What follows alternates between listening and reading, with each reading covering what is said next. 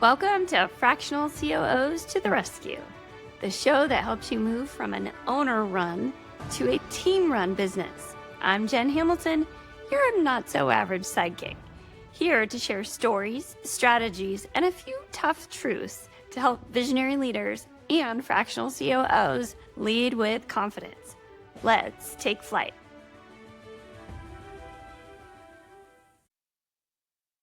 Today, my guest is Diane Mentzer. I'm so excited for her to be here, and I just can't wait for us to dig into this conversation. Diane, thanks for being my guest today. Oh, Jen, thank you so much for having me on. I'm super excited about this too. Yeah. Okay. I can't wait for you all to hear what we're going to talk about. But before we do, let's get warmed up with a couple questions. So I have a couple little lightning round questions I want to ask. If your COO superpowers had a name, what would it be? It would be the alignment accelerator. Ooh, I love that. You want to tell a little more?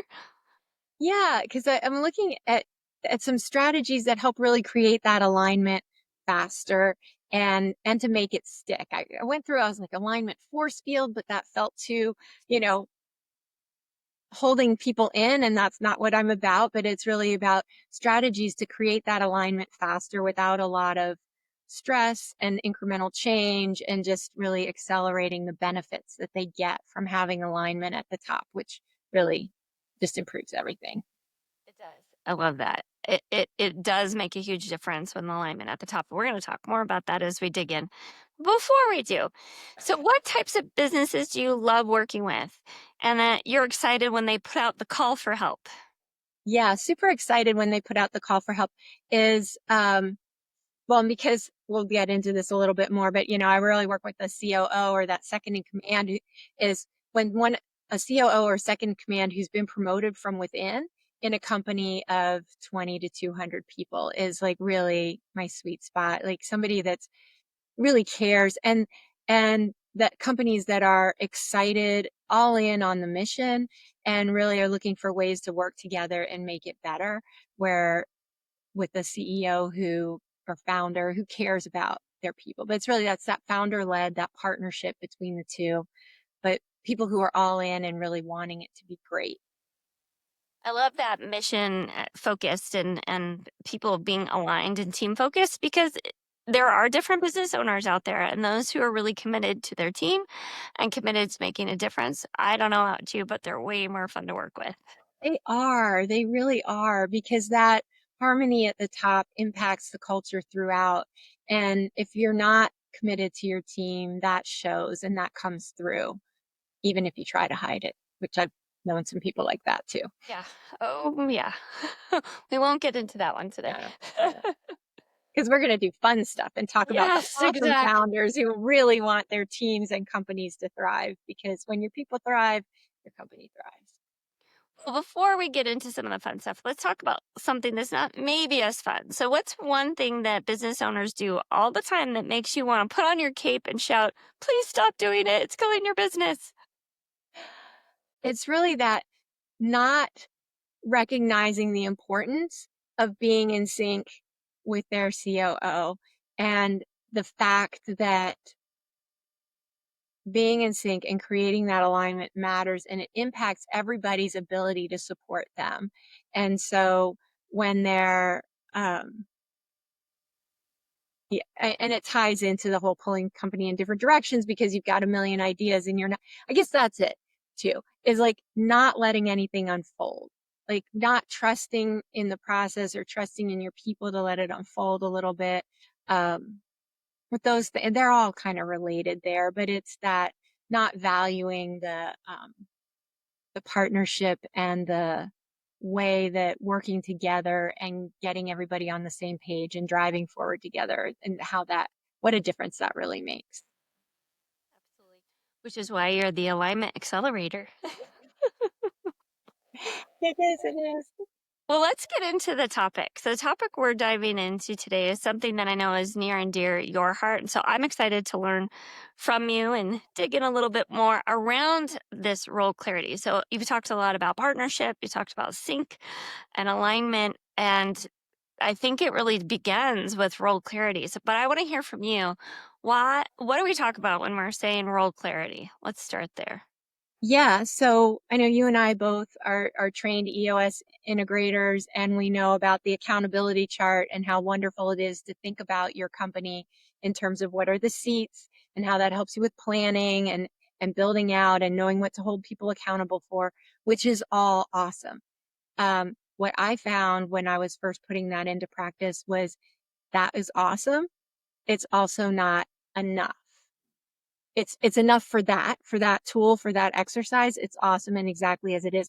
But behind that, and to even really build that out effectively, you need that deeper role clarity based on what is really happening. Because what I found out is we sat in the leadership team and we built this accountability chart. And for other reasons, we started digging into role clarity. It was part of as I was going to be transitioning out of the company. So we're like, okay, we want real clear clarity at the top about who's doing what, make sure everything's covered. It highlighted these gaps that we didn't uncover with just the accountability chart, because what was happening in the day to day and how many people were really filling portions of each seat, because the company had grown and people take on things, and you never take the time to step back and say, okay, what is everybody actually doing? And it's not a punitive thing. It's not, we're trying to catch you doing something you shouldn't be. It's like, we have to understand what exactly is happening in the day to day, and then look at, so what I did by person, and then it's like, let's categorize everybody's work by what type of work it is. That shows you the seats that you actually have right now. You may decide to do something different with them, but it shows you what you have right now. And so, and getting the staff involved in developing it gives them buy-in, creates their greater sense of a feel for how they fit into the mission. So there's lots and lots of benefits as you go through the process and do it. But it really came out of um, wanting to understand and build based on fact, making sure there's alignment. And what I realized too while doing that, and this was a few years ago, and I've refined it and used it with clients and perfected it as we, every time I use it, I make little tweaks. But um, is that, oh gosh, I lost it. So, well, what the other big light bulb moment for me, sorry about that, is that we have these super clear job descriptions for entry level people. Like, we're going to hire you, we're going to pay you not very much, and here's all the things that you have to do, who you report to, all this stuff. And then you have leadership team people, especially if they've come up from within, and it's like, yeah, you're in charge of this. Well, that's great. And yes, you have smart, amazing people who can absolutely all figure it out and keep it going, but they're not aligned and they're not in sync. So you could unintentionally be pulling your company in just slightly different directions, but those slightly different directions are enough.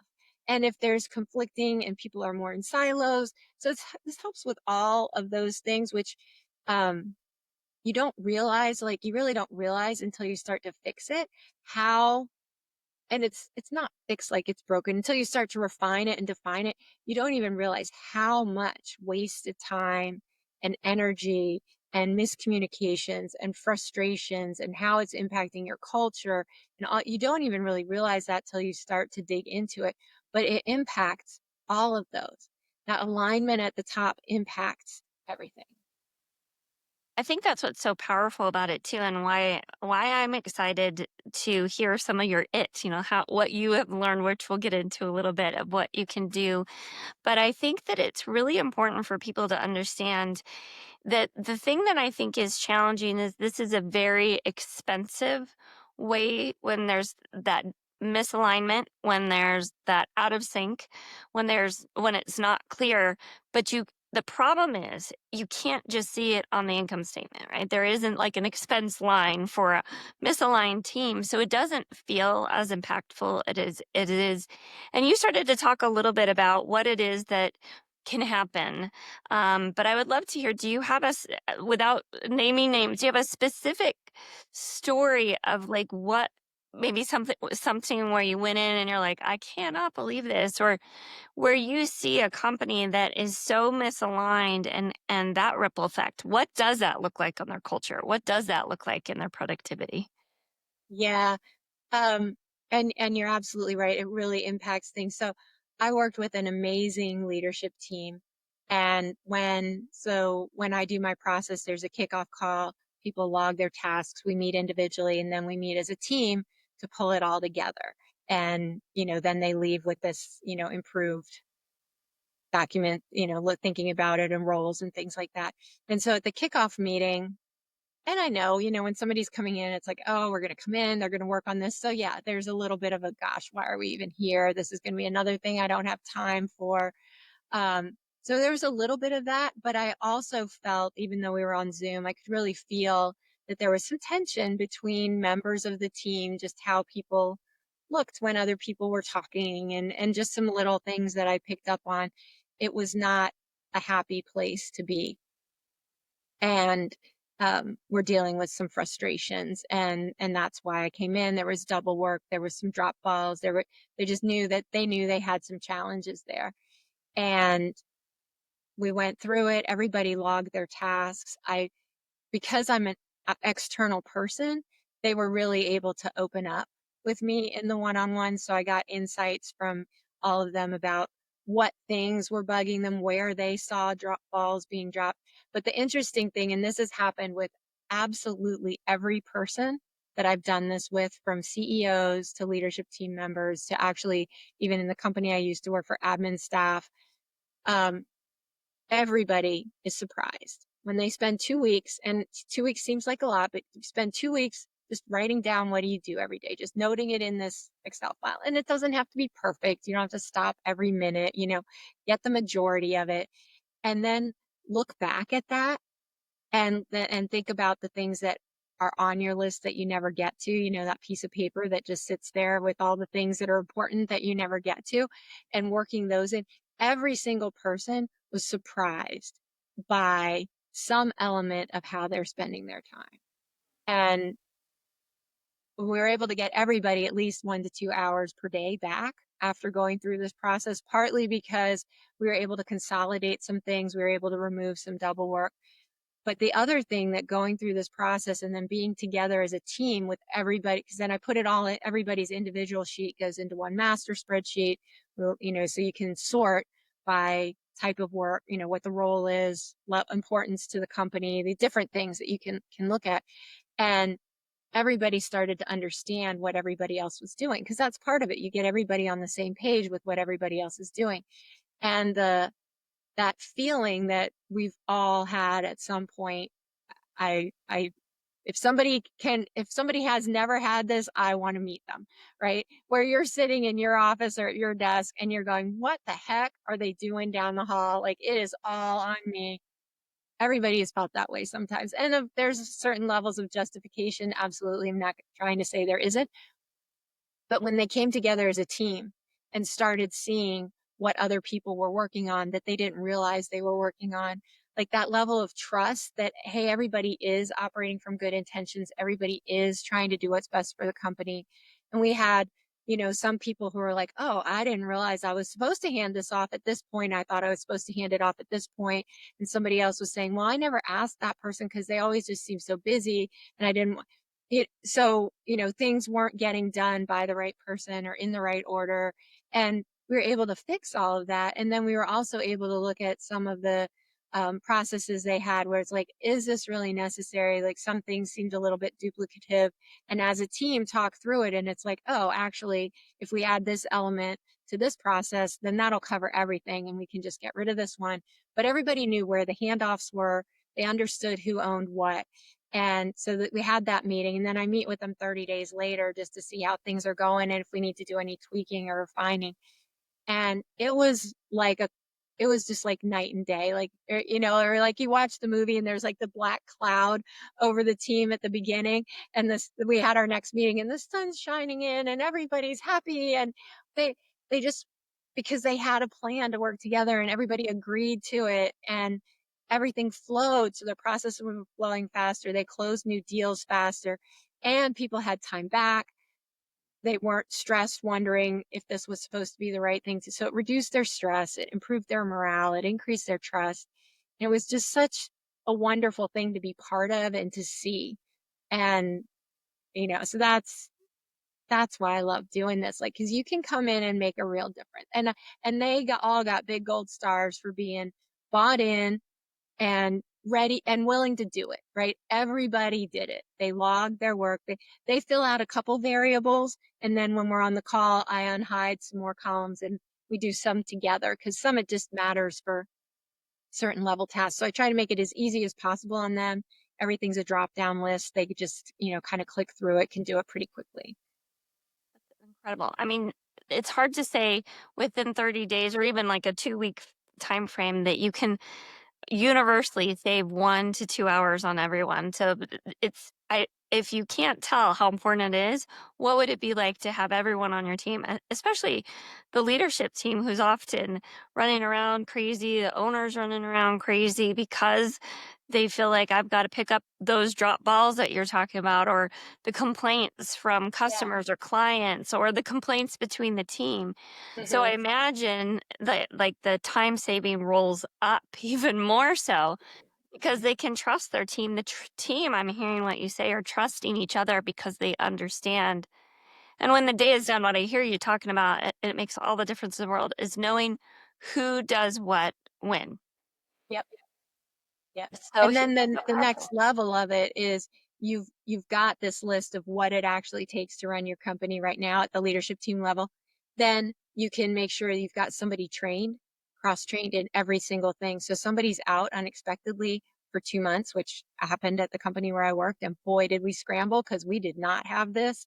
Um, was out for 2 months unexpectedly, and we had to figure out what was going on, where things were. I mean, you'll still have some scrambling because you won't have the details of every single piece, but you know what they're in charge of, where the files are, who's trained in it.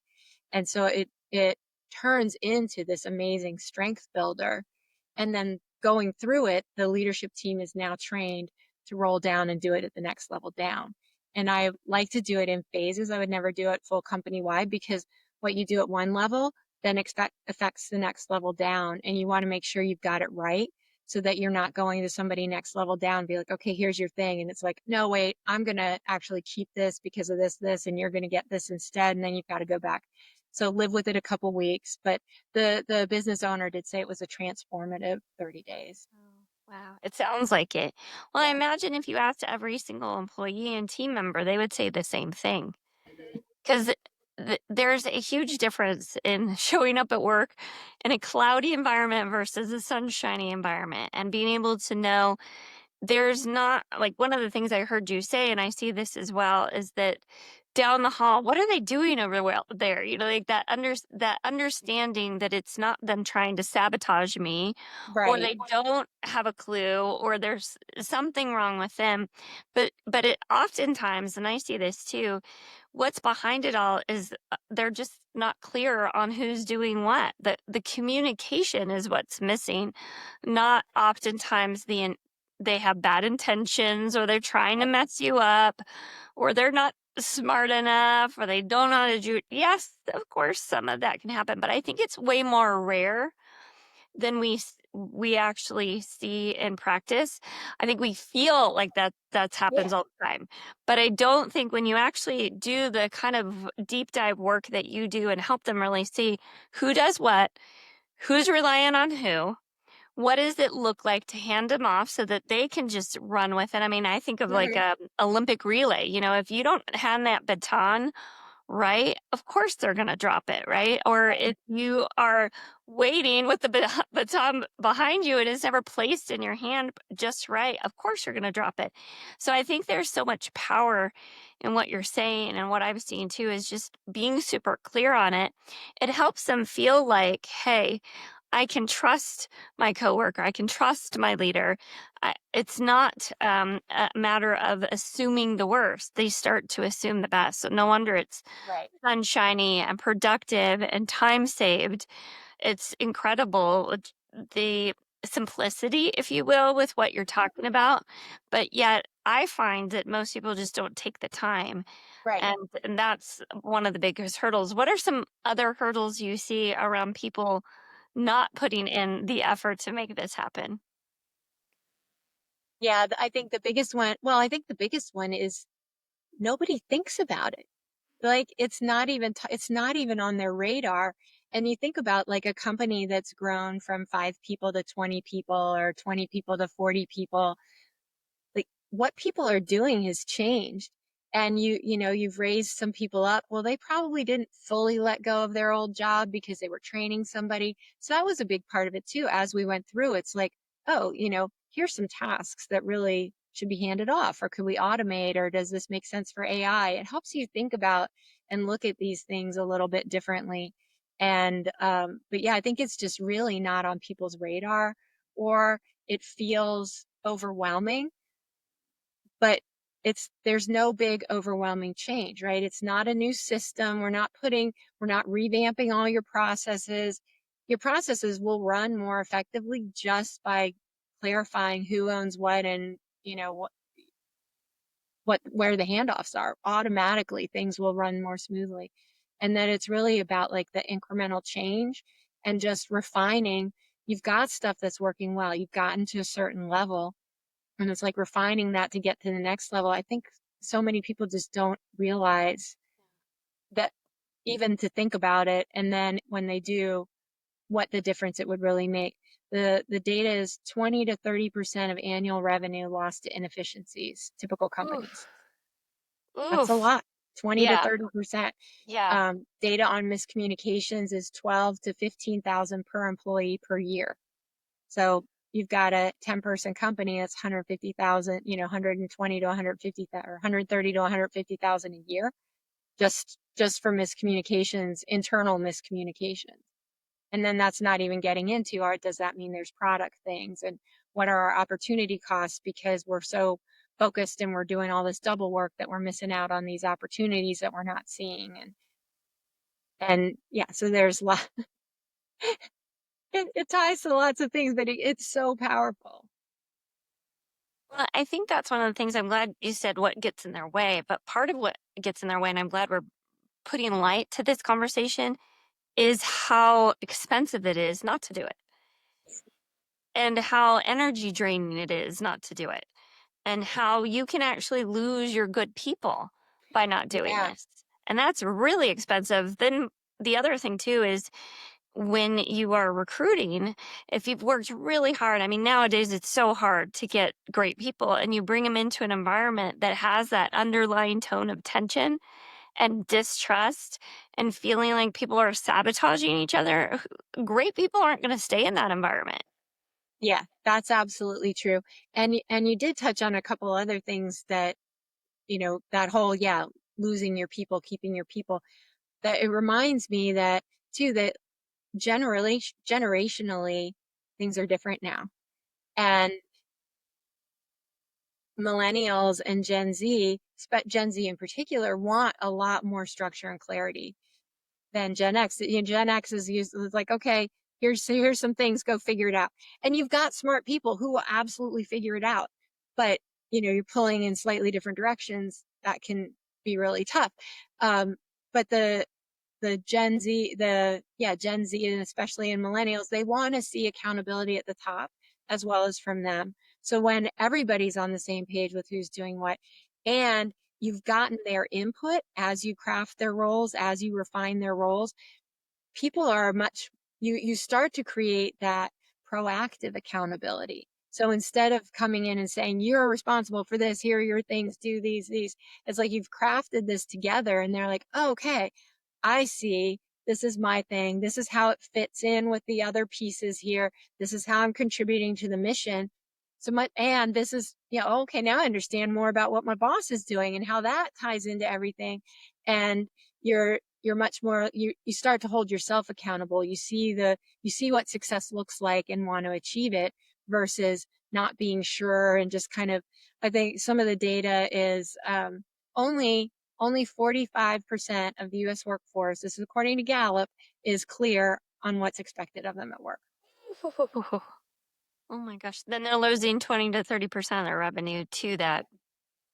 Oh my gosh. Well, that's how we can solve our economic problems. Just being clear on our roles. Yeah, it really makes a big difference. It really does. Wow. That's actually quite sad. I'm It glad is you brought what the saddest one though, the saddest one is only Yeah. 27% of employees feel appreciated at work. Oh. And so when I do this role clarity work, I'm also weaving in communication strategies and things like that about how you help people feel appreciated, how you know, assume you, and I don't like to use the word assume because of what's all associated, but just like operate from the expect that everybody has good intentions. If they don't, they're going to show that to you, and that's a different conversation. And but 90% of the time they do, and they just don't know how to act within the framework. And also creating the role clarity gives you the opportunity if somebody is not performing, if they're not stepping up, if they really are slacking, that's going to stand out. And you've got the documentation, the structure you need to say, hey, this isn't a good fit. Because this is the job, right? This is the job. You've helps it. This is the job, and you can stay and do this job, or you cannot. But it becomes their choice then. It's whether or not to do that versus you trying to say, "Hey, you've got to do this." It's you've co-created that, and it's they've they either accept it and stay or don't. If running your business feels like herding cats, we can help. At Hamilton COOs, we work with visionary leaders to turn an overwhelming operation into a well-oiled machine. Visit hamiltoncoos.com to see how you can grind less while your business grows. And now, back to the show. You've said that twice now, the co-creation, and I think that's a part you mentioned, but it's so powerful because there's a big difference between coming in and just telling people, especially when they've been in the job for a while, if you're doing this role clarity or something starts to go off the rails, and not just saying, okay, this is your job, but actually co-creating it. I wonder if you could speak a little bit more to that co-creation process. Sure. And this is especially true because I work with leadership teams and or the CEO COO duo. So these are people who have been around. This is not entry level people that, and you still want to do it with entry level, but like, especially when you've got somebody who's more senior and you come in and you're trying to say, well, this is like, they are seeing things that you aren't, even if you're the COO, you're leading the leadership team. They're seeing things that you're not because they're working more directly with the people that are the next level down. So everybody is seeing something that somebody else isn't within the company just because they're interacting with the processes, the tools, the clients, each other differently. And so acknowledging that it's not about, I'm right, this is how we do it, 100%. I've got blind spots. Every COO has blind spots. Every CEO has blind spots. And so by doing that co-creation, you're capitalizing on everybody's strengths. You're making sure that you're accounting for everything. It's like putting yourself through the ringer, and that sounds bad, but like putting yourself so that nobody else is going to catch these things, right? You're not going to have as many surprise issues popping up because you've looked at things from different angles and you've listened to your people, and your people are there for a reason. And they care. I hear it frustrates me when I see some of these like experts saying to business owners, nobody's going to care about your company as much as you do. And I just completely disagree with that. They care about it differently, right? Nobody else understands what you understand from your level and cares about those specific things that you care about at your level. But I have worked in so many teams in different companies as an employee, and I see it with people that I work with through the coaching and advising. They care. They care about their job. They want to do a good job. They care about the people. They want to be making a difference. Like, people want meaning in their life and in their work. And when you help give them that, they're all in for you. And right, they don't understand it and don't care about it in the same way, but they can absolutely be very, very dedicated and committed to making the business work for you and them and the customers and everybody else. So that's a part why I'm a big fan of co-creation. Yes, absolutely. Me too. Because it's not just like, oh, I got to do this so they feel a part of it. It actually causes the innovation, understanding, things change that never would have changed if you didn't ask the questions about what's it really like, Right. what's really happening out there, what do you think it should be happening. There's so many great ways to, as you're getting that clarity, to enlighten yourself as a leader. In fact, if you close the door and it just has to be your way, you will be stagnant. Your competitors will pass you, because those who are engaging their people, they're giving them that clarity. They're saying like, you're in this seat because you belong in this seat. You're making this part of our mission better, or this part of our goals hit. It allows for them to then, like you said, take on that identity of like, this is what I own. This is what I get to make happen. This is where I'm seen, where I'm appreciated, where I'm important. And it all just comes together. But if you don't do that, it's not just like, oh, because they need to be feeling like acknowledged. Yes, we all do. Every human does. But at the same time, you're missing out on a huge benefit to productivity, to profitability, to new ideas. They're not going to be wanting to share with you about something that could really tank the results if they don't feel like that they are heard, or that they're important, or they're clear on like, well, no one's even going to really listen to me. So I think it's really powerful what you're saying.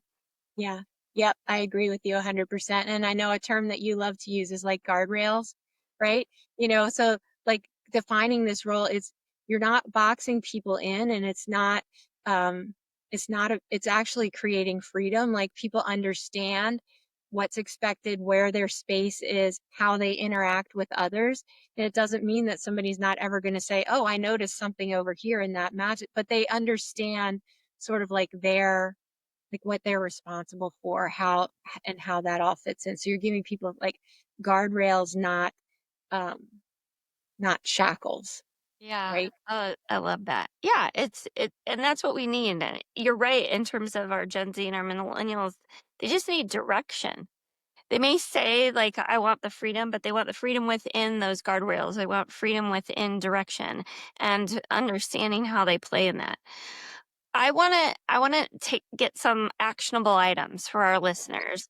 So I would love to hear from you. What's like something someone can start to do around this idea of role clarity, especially as leaders, because this is where we're talking about that the importance of leaders. So what can leaders start to do to just take action to get some of that role clarity? Yeah. And I know it can feel a little bit overwhelming to like think about doing the whole leadership team at once. And, but there are a few things that are just really very easy to start thinking about. And I'll start at the top and kind of work my way down a little bit, but it really is for that founder CEO to be really clear on what they absolutely are going to keep and what they're willing to let go of. If it's not the whole thing, what portion of a thing, but really defining like, this is what I'm going to do. This is where I have the final say. These are the things that I own, because all the support in the entire company is based on that, and it's hardly ever defined. And it doesn't mean that you're, like I said, it's creating freedom, right? It's creating freedom for you to shine in your areas, and for business owners to understand there is no right or wrong definition. And even if something isn't in your sweet spot, you're just not comfortable giving it up yet, don't try to give it up and then keep pulling it back. Just say, hey, I'm not comfortable giving this up yet. I'm going to hold on to it. And then maybe you and your second in command COO can talk about, well, could I help you with a piece of that? Could we gradually transition it? You can get into all of that, but just be honest with yourself and your team about what, and that takes some introspection. It's not super easy, but just start doing little pieces of it. Even if it's just like 5 things, like, here are 5 things that are totally mine. Okay. We understand that. Being really clear. Um, and for the COO, you can help your CEO get to this by questions that you ask. as you're starting to work on things. And okay, so don't think about, I'm going to go back and fix everything and we're going to get it all. But just like starting with this project today, or, here's a new initiative that we're going to do. Okay, what part are you going to own? What part am I going to own? Asking them questions as you see things that they're doing that you feel like would really fit better in your seat. Say, hey, I notice you're still doing this. In terms of level of importance to the company, I think it might be taking away from your time, your ability to do this other thing that's really important for you to do. Is there a piece of it I can help you with? Help them start to trust you and be able to make those things. So it doesn't always have to, you can help them help themselves, right? And it's the same thing then for working with the leadership team. Just start with that, whatever project you're starting today, start being clear around roles and handoffs around that.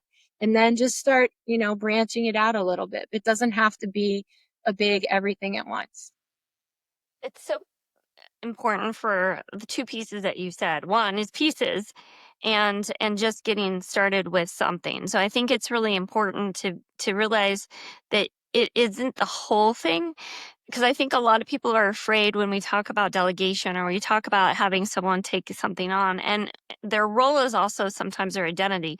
So if they identify themselves as like, this is what I own, it can be too much. I like Yes. you're just saying it. It's just like, start with something. So I love that you said this, and I say the same thing. What's a piece, like one part of a bigger process that you just hate, or just like, if you could never do it again, but you can trust that someone else will do it just as well or better than you? That's a great place to start. That piece of it is better than asking for an entire project. Yeah. And one of my CEO clients that I work with, she, we were looking at her role and she's growing her company, or looking at her role and how we're doing all this. And there was something that she was doing that she felt she was going to be doing forever. And we talked about it, and I talked a little bit more, and I'm like, well, could somebody do part of it? How could we break this down? Could we get you some help so it's not all on you? And the more we talked about it, she realized that she could hand off 90% Woo-hoo-hoo-hoo. and still feel comfortable. Because a lot of that is too, like, what do you feel comfortable and what do you need to feel comfortable? Um, so she realized she could hand off 90%, and it gave her, a big chunk of time back every week, because all of a sudden she wasn't doing this anymore. And I did a workshop the other day, and I was talking about this, and one of the CEOs in the workshop was like, oh my gosh, you know, I've been doing this menial task forever because it's just always been me. This is not how I should be spending my time, like, and it was kind of the same thing. He's giving 90% of it off, and he's just going to keep a teeny bit of oversight. So he still feels comfortable that it's being done correctly, but not so in the details with it. And it doesn't just free up time, it frees up emotional space. And one of the things that we look at when I do the role clarity pieces too is like, is it draining? Does it drain you? Does it give you energy? How do you feel about your proficiency with it? Because we often put off things where we don't feel we're great at doing them, and all of this ties into everything else, especially in those situations where you have people filling multiple seats. Then as you're thinking about building out your team, it's like, oh, well, they hate this portion of the work. So that, we shouldn't load them up with more of that. Like, as we make shifts in our accountability chart and grow, that's what we should take away from them. And when I worked for that company, we almost really blew it because we had somebody who was hired as an analyst and was excellent, excellent, excellent at it. Found out she loved recruiting because she had took that on for, we needed some help, and she took on this recruiting. Found out she loved recruiting.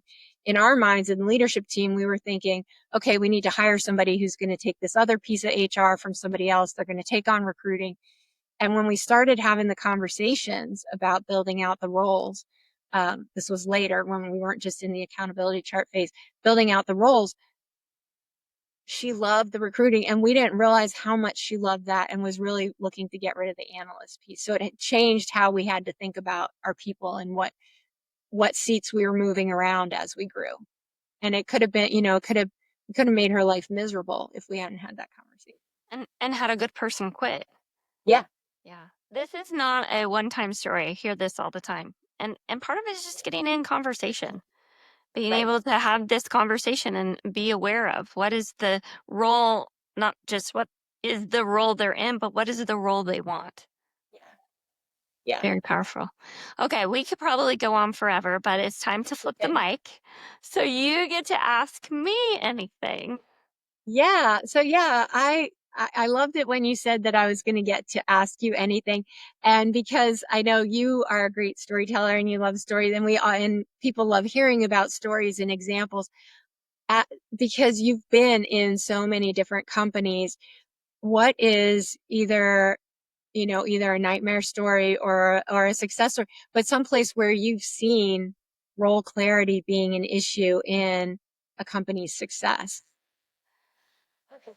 Oh, that's a good one. So it's interesting because I'm going to actually give a nightmare story, and there is a company. I'm going to be very vague, but it is a real company.